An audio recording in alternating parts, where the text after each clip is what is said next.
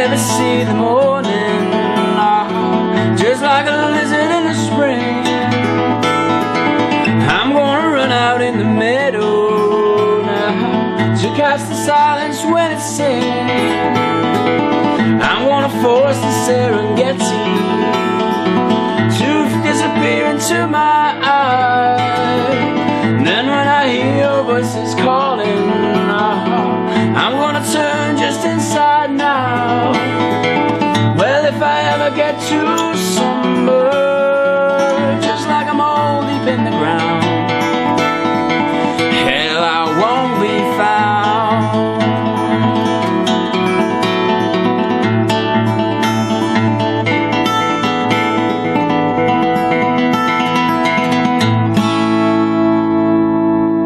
Hello and welcome to another Goliath guitar tutorial. My name is Gareth Evans and this song is I Won't Be Found by the Tallest Man on Earth. So for this song you'll need a capo on the 7th fret and we'll need to down tune our strings to D-A-D, E-A-D tuning, which is almost like Dad-Gad, which you might be familiar with, other than the 3rd string's tuned down an extra step to E note rather than the G note, which it would be in Dad-Gad. Okay, so I'll play my strings in order now so that you can tune into my guitar and then I'll get on with the tutorial.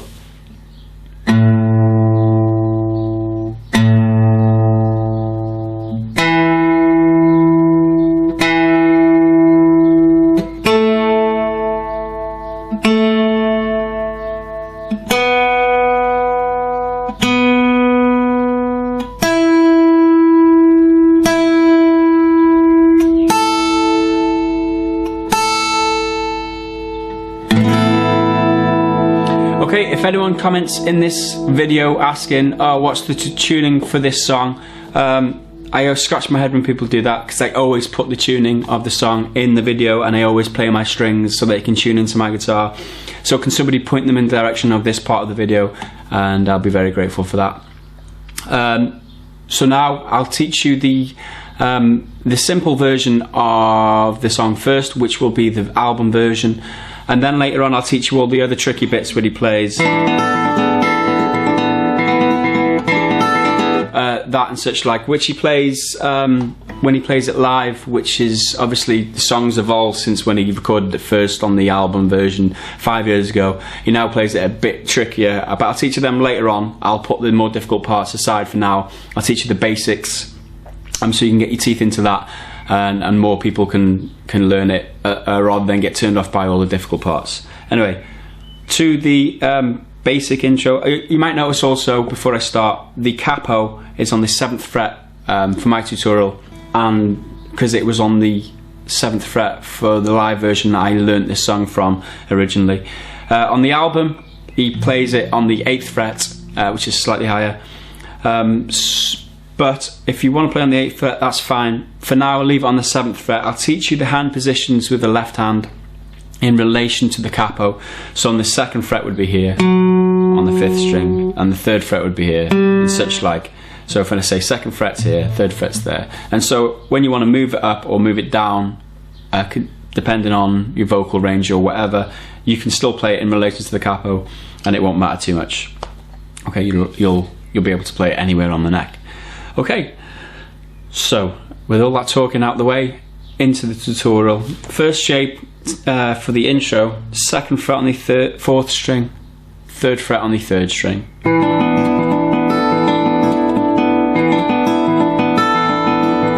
Okay, this is what he plays, so it's 5, 3, 4, 2 to begin with. 5, 3, 4, 2. Second time he plays 5, 4, 3, 1, so the last note's 1st string, not the 2nd string. Okay, 5, 4, 3, 1. So them two together, 5, 4, 3, 2, 5, 4, 3, 1.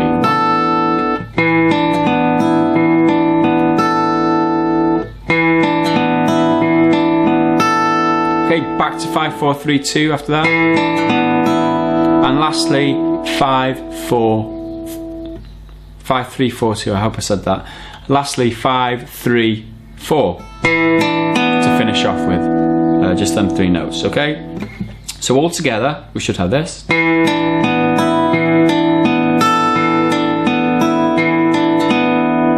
Okay, and so you play that twice.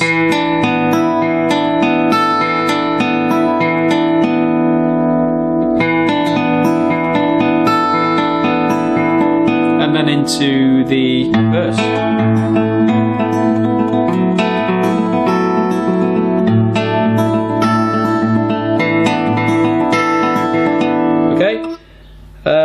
So now we've got the main intro part down.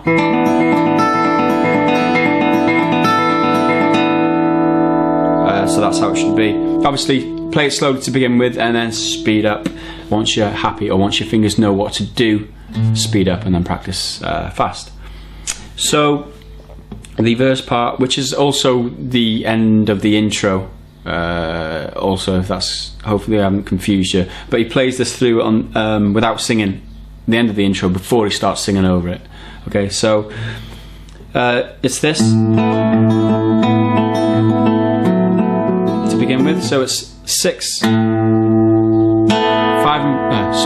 4 and 3 open, hammering up to the 3rd fret on the 2nd string, hammering up to the 2nd fret on the 3rd string. Okay, you follow that up with 6, 2, 4. Yeah. 6, 2, 4.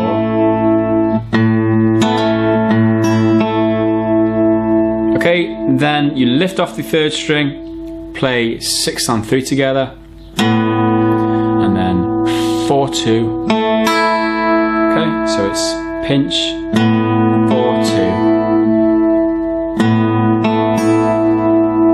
Okay, and then lastly, 6, 3, 4, 3.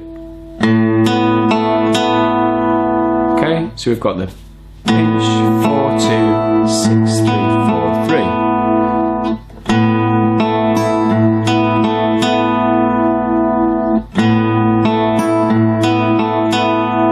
Okay, so all together.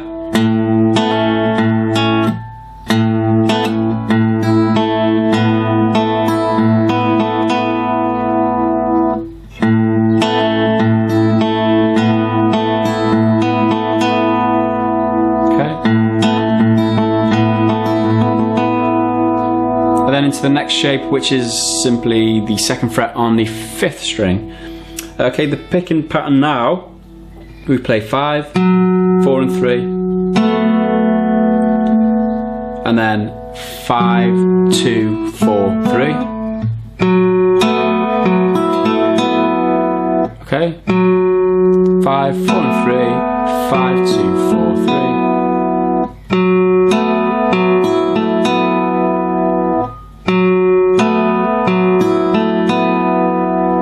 Okay, and then 5 and 1 together, followed by 4, then 2. So it's pinch, 4, 2, and then lastly 5, 3, 4, 3. Okay. So we've got pinch, 4, 2, 5, 3, 4, 3.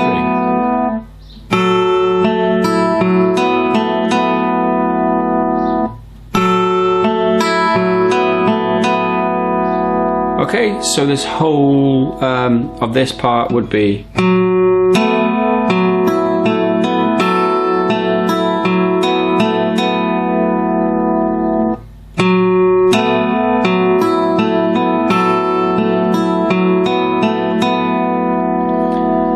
okay, so I'm glad you've got that bit, because the rest of it is pretty similar.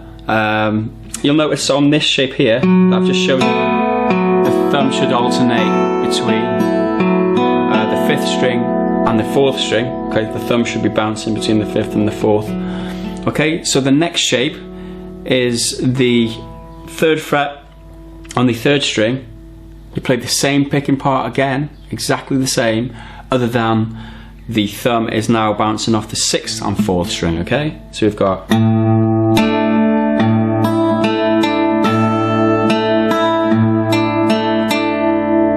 so if you remember what we played here,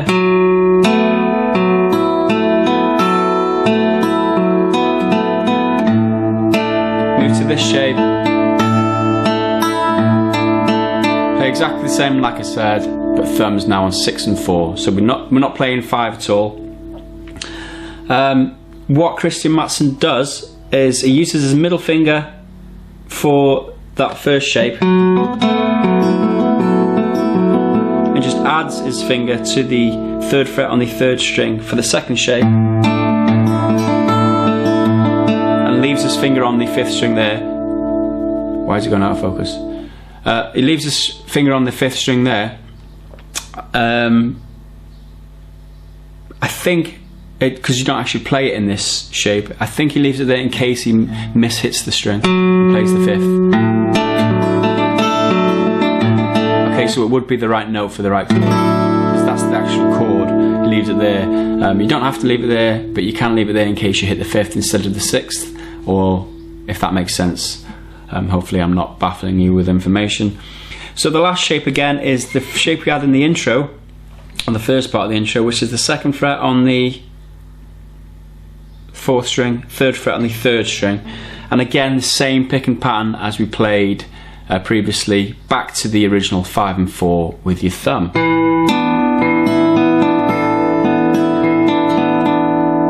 Okay?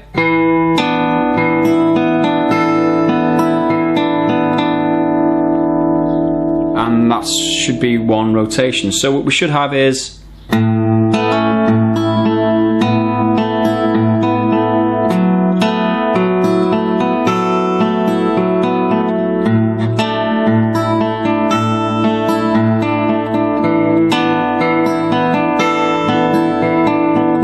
again.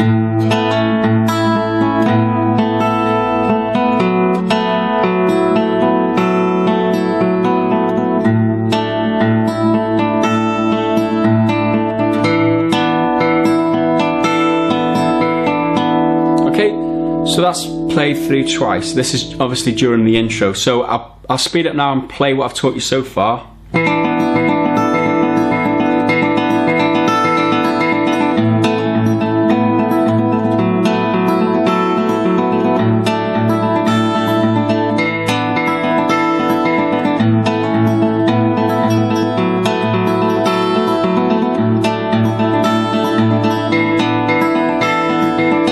Okay, so that's what I taught you so far. Just before he comes into the singing, what he does, he plays another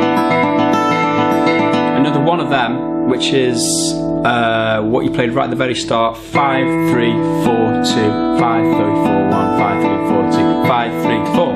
Okay, so the last wave time through should sound like this.